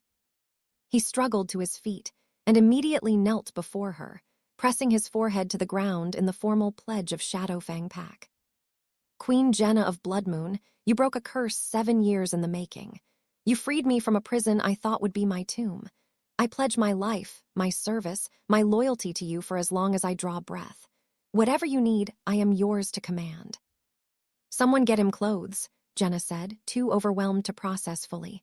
"And food, and information," Aldrich interrupted, his expression turning grave. "Because I need to warn you. While I was trapped in beast form, I still had my mind, my intelligence. I've been watching, listening, gathering information that Fenris couldn't communicate." "What information?" Nicole asked sharply. "The forces that sparked the Great Siege 5 years ago, the enemy that gave Isolde the excuse to move against Queen Jenna, they never disappeared. They've been regrouping, building strength."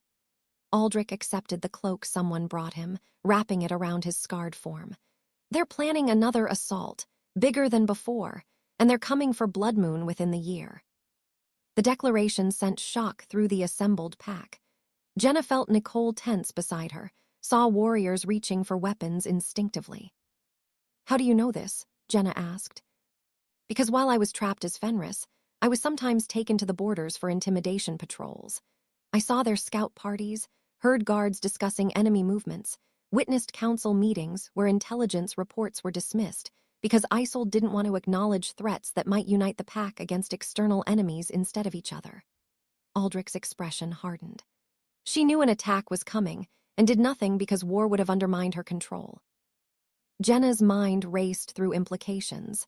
An approaching army, a pack still recovering from 5 years of harsh rule and internal division, a leadership structure just reestablished. They weren't ready. But they would be. "We have time to prepare," she said, her voice carrying certainty she didn't entirely feel. "A year to rebuild our strength, reunite our pack, and forge alliances with territories that share our borders." "Shadowfang will ally with you," Aldrich said immediately. "My father rules there still. When he learns you freed me, he'll pledge his warriors to your cause." "Then we have a foundation." Nicole's hand found Jenna's, their fingers intertwining. "We'll build from there." The ceremony concluded with practical discussions, assignments for rebuilding guard rotations, plans for repairing relationships with civilian populations, strategies for addressing the corruption Isolde had embedded throughout pack structures. It would take months, perhaps years, to fully heal the damage. But they would do it, together. As dawn approached, Jenna and Nicole stood on the keep's ramparts, watching the eastern sky pale from black to gray to gold. Aldrich had been taken to guest chambers to rest and recover. The pack dispersed to their homes, exhausted but hopeful. And for the first time in 5 years, Jenna felt like she could breathe. "We're not ready for war," Nicole said quietly, his arm around her waist, supporting her weight. "Not yet." "We will be." Jenna leaned into him, feeling the solid strength that had once been hers, was hers again, would always be theirs together. "We'll train, prepare, build alliances, and when they come, we'll be ready." "You've changed," Nicole murmured, pressing a kiss to her temple. "The Jenna I married was gentle, kind. You still have that core, but there's steel now. Fire." "They forged that steel when they broke me," Jenna replied, watching the sun crest the horizon. "Every torture, every degradation, every moment I survived when I should have died, it all became fuel for this. For becoming someone who could reclaim what was stolen and lead this pack into whatever comes next." She turned to face him, amber eyes blazing with purpose and hard-won strength. "I am not the queen I was," she said, and her voice carried the weight of prophecy. "I am not the soft ruler Isolde despised or the weak leader Margox dismissed. I am the queen they made me through pain and survival and refusing to break even when breaking would have been easier." The sun painted her scars gold, transformed her twisted legs into testament rather than weakness, lit her face with warrior's light. "I am a queen who knows what it means to lose everything and still rise, who understands both mercy and justice, who can command with my voice and choose when to stay my hand. I am strong enough to be kind and wise enough to be ruthless when necessary." She looked out over Blood Moon territory as her wolves began their day, servants in the kitchens, guards changing shifts, farmers heading to fields, all of them part of the pack she'd died and lived again to protect. "And when our enemies come," Jenna finished, her voice dropping to something cold and deadly as winter. When they think to conquer Blood Moon because they remember a soft queen who valued peace, they will learn their mistake. They will face the queen forged in their own cruelty. They will meet the strength that comes not from brutality, but from surviving brutality and remaining yourself. She smiled then, sharp and fierce and absolutely unbreakable. They made me this. Every scar, every broken bone, every moment of suffering, they created exactly what will destroy them. And they will regret every wound they carved into my body, every tear they wrung from my soul, every scar they left as a reminder. Nicole pulled her close, and together they watched the sun rise over Blood Moon Keep. A kingdom wounded but healing, a pack divided but reuniting, a future uncertain but faced by leaders who'd survived the worst and emerged stronger. Jenna's reign had ended 5 years ago in blood and betrayal. Today, it began again in light and hope, and the terrible, beautiful strength of someone who'd been broken and chose to rise anyway. The queen was dead. Long live the queen. And may their enemies tremble at her approach. Thank you for joining Jenna on her journey from broken slave to unbreakable queen. Her story of survival, vengeance, and reclaiming power in the face of impossible odds proves that true strength isn't about never falling. It's about rising every single time. If this story moved you, inspired you, or kept you reading late into the night, please subscribe to my channel. Your support means everything and helps me bring you more powerful stories of resilience, romance, and redemption. Until next time, may you find your own strength in the scars life has given you. Thank you for watching, and I will see you in my next story.